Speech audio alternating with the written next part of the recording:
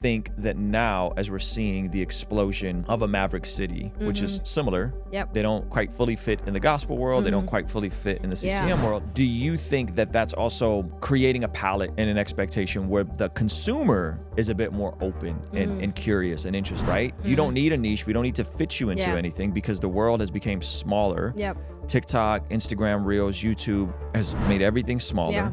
Spotify has its own algorithm that they want to find people to listen to you. But you are the niche ultimately. When an artist has that, in my opinion, that's when we're looking at decades ahead. Bruce Lawn. Have you experienced any tension in terms of the Christian market receiving it? Because it's not like cookie cutter. But it's also Christian, overtly Christian. But in my opinion, the writing and the production and the quality is at an elite mainstream and beyond level, right? So is there, like, are you navigating any of this tension within the Christian music industry of just like, we don't really know what to do with this girl? Absolutely. I think anyone that is doing what I'm trying to do will have that tension because, of course, like with every industry, there are markets for it, you know, and so you have CCM, which is a market, you have gospel, which is a market, and then I think CHH is struggling even to figure out what their market is, you know. So yeah, I feel that tension. And I think for me, I have to be very intentional when I'm writing and searching for singles, being sure that I'm still remaining true to who I am. So I take forever to like figure out what my single is going to be, because I have to be sure that with this market that we're going to push it to, I'm represented well and I'm represented authentically with that. And so, yeah, man, it is a struggle sometimes trying to figure that out, but I have peace of mind at the end of the day because I'm like, I know that that's authentically who I am. You said writing. Is there a team that you create with? Okay. Who are some of the folks on the team? Because that to me, like instantly, obviously your voice is incredible. Thank you. The aesthetic is great, but the part that stood out to me as a creative is the writing. Like your pen is insane. So how are you guys writing these songs? How many people are involved? What is it? Do you start with a humming voice note, and then is that even, like, tell me your process a little bit? I mean, there are several different ways. For me, it can start with a humming voice note, voice memos. Sometimes it's walking into the studio and then the producer has a track and we start there and then end up somewhere else, which happens a lot with me in the studio. But yeah, man, I have about 3 to 4 people that I love to write with. And I have a handful of producers that I love to work with. Gabe Patillo, his mom is the president of GMA. Like he's one of my favorite people to write with. Toby Mack is also someone I love writing with. Kyle Williams, he's like my favorite producer and also writer. I think he understands my sound so well. And he knows that I love real instruments as well. So he'll always bring out the trumpets and the keys and the guitars. And then recently, Aaron Cole introduced me to Joel Sedian, and that was, man, I mean, he was a godsend, you know, as we're writing the album. So yeah, man, I've found people that I love writing and working with. Shout out to the people behind the scenes, because they seldom get the props, because it really does take a labor of love collectively in community to I think get stuff to the level that your stuff is at.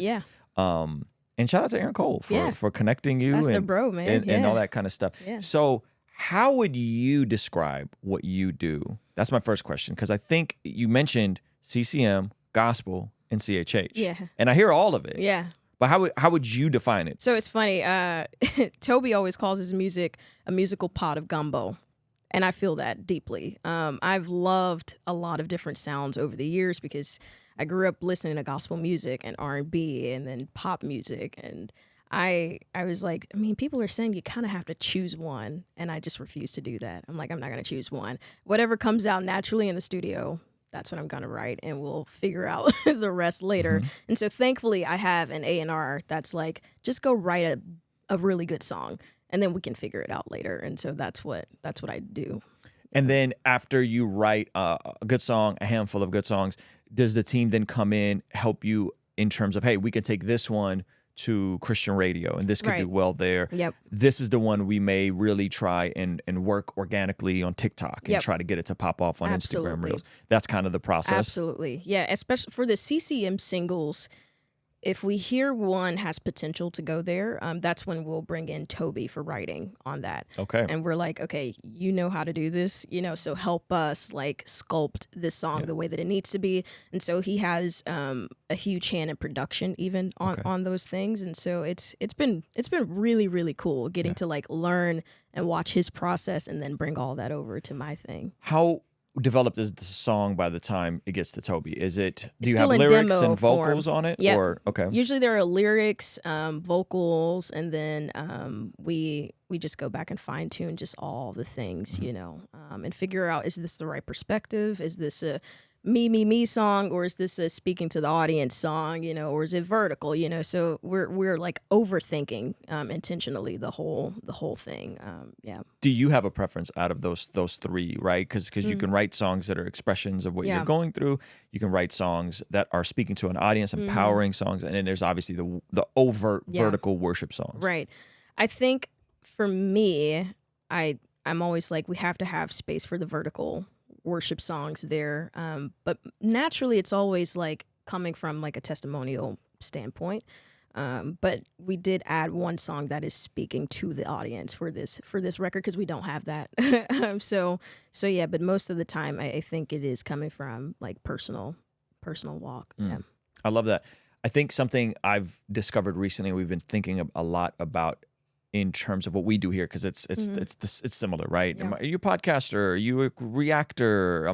I'm in the process of writing a book, right? What are you? What do you do? And one of the things we've been discovering, and this terminology is starting to come out more with guys like Dan Coe, is that you are the niche, right? You don't need a niche. We don't need to fit you into anything because the world has become smaller. Yep. TikTok, Instagram, Reels, YouTube has made everything smaller. Yeah. Spotify has its own algorithm that they want to find people to listen to you. Yep. And yes, Christian radio still has its position and it's still super duper important, but you are the niche ultimately. Right. And I think when an artist has that, in my opinion, that's when we're looking at decades ahead. Right. Instead of like, can we get this to go now on Christian radio? Yep. Right. 100%. But where are you 10 years from now, 20 years from now, right? Yep. Because you are the niche you're cultivating, as you said, Toby calls it gumbo. Yep. I think that is going to transcend any current packaging. Yes. Right? Absolutely. Packaging on our end is what we were just talking about. How do we package this video in a way that is interesting to people while sliding in the medicine into the candy, right? And so it's like the packaging can evolve and can shift, but if the guts of something is there and it's unique and it's refreshing, I think that positions you to do 100% way bigger than just a cookie cutter version. I agree. The cool thing about the label that I'm signed to, Goatee, is they're like, you guys have to be songwriters. You have to be. And so my first year and a half was like artist development, which is something that I don't believe most labels do anymore. And so that space to just go and write and fail at it and then succeed at it and then fail at it again, I think helped me figure out how to write a song, because that's what keeps you around a very long time. When I look at Toby and Kirk Franklin, I'm like, oh, they're still writing, like, and they still love it, and so that's my encouragement to any artist: keep writing the songs you have to write. It's so important. You said the songs can be very calculated and intentional. How much of it would you say is a science and how much of it is an art? Because if I think of a Kirk or a Toby, they probably have their systems down. Right. I bet there's some secret book somewhere with all the cheat codes and the rules and however they do things, right? But and when you're working with a Toby, how much of that is there where it's like, no, we have these kind of parameters, right? And then you kind of work within those confines versus like how much of it is just art and vibes and just free flowing creativity. If there are parameters, it's only going to be for like 2 songs. Okay. Because if you need an album, you need at least 2 singles. So the rest of the album, you're just free. But those singles even start free. And so because of how I write and how I like to, exist as an artist, it starts with the art. And then we hear potential and what could be a single. And that's when we bring in the parameters. But even if those parameters don't feel authentic to me, we're like, then we get rid of that. And we just keep at it. Even if it takes a long time, we just keep working at it until we nail it, That's interesting. So you're driving the whole process, essentially. But when it comes to a single, there are certain confines you have to operate in. Yep. But not if they're impeding on your ultimate creativity. 100%. So let me ask you this. Do you think that now, as we're seeing the explosion of a Maverick City, which is similar, they don't quite fully fit in the gospel world, they don't quite fully fit in the CCM world, do you think that that's also creating a palette and an expectation where the consumer is a bit more open and curious and interested, and they're not just, soccer moms who listen to CCM and that's it, that's the target audience. No, there's a whole nother world out here, right? Because there's Maverick City music. I don't know if you're familiar with my buddy Ryan Horton and the stuff he's doing. He's doing these like public worship things in the streets. Oh, okay, yeah. Super dope, right? And so I feel like there's an audience being cultivated and has been cultivated that I think would make it easier for an artist such as yourself that doesn't really fit. Yeah, I mean, that I think social media is helping big time with that right now. And what Maverick did, I think it reflects the culture in the time that we are in right now, where people just want freedom and something organic. And Maverick's thing feels organic, it doesn't fit within the black church or the white church or even the diverse church in a lot of ways. And so I think the younger generation, they're looking at that and going, that's me. Like, that's what I feel every day of my life. It's just like this organic, just existence way of being. And I think Maverick did a really good job at that. And as someone who grew up listening to gospel and then also loving CCM worship and just CCM music, I'm like, that's the way to do it, I think. If you're going to blend two worlds, don't lose the soul. Still have the soul, but just have like that perfect blend. I feel like they just nailed it without trying to.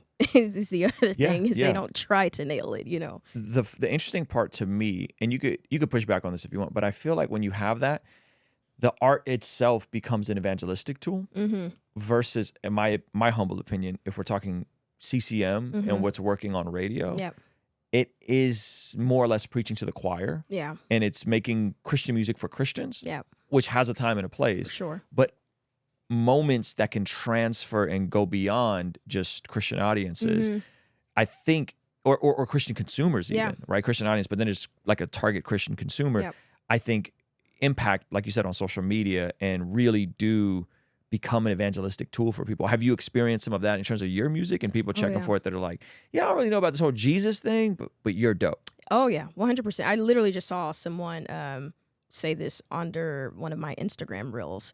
I'm not even Christian, but I can't deny that this is fire. And I'm like, man, that's why we fight for excellence in the studio, and we don't just go, oh, this is good enough. We're like, no, like, let's fight for this thing. And so seeing that, I'm like, that's why we do it. Last weekend, actually, at our concert, a girl came up to me. Actually, sorry, not the girl, the mom came up to me and she says, can I pull you aside? I was like, yeah, of course. She's like, well, I dragged my daughter here tonight. She's not a believer. And I was like, you have to come. And so she watched my set. And then immediately after my set, she goes up to my merch table to buy my merch because she wanted my merch. And she's like, she's not even Christian. She was That's like, so and cool. so you planted something tonight in her. And I'm like, that's why we do what we do, is for people like that to hear a different sound of Christian music that they feel like they can relate to. And then another girl came up to me. She's like, I dropped all secular music. And I was just praying, like, Lord, give me something. And then I heard your song, Stayed on Him. She's like, and I listen to your music all the time.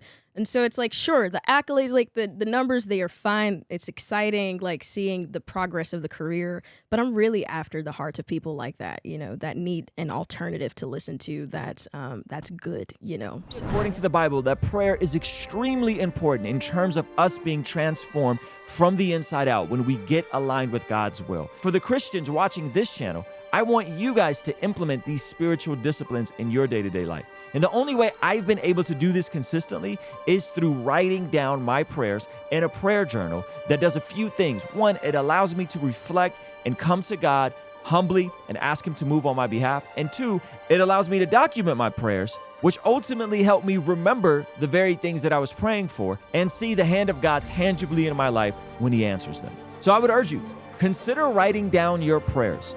It could be in a blank notebook. It could even be on your phone. Or you could check out the one I personally designed and used for my own quiet time and spiritual discipline that I think will be a huge blessing. It's the exact structure and system that I've used for years to to pray and be more consistent in my spiritual disciplines. You can pick yours up today by clicking the link in the pinned comment below. All right, I'll see you over there. Peace.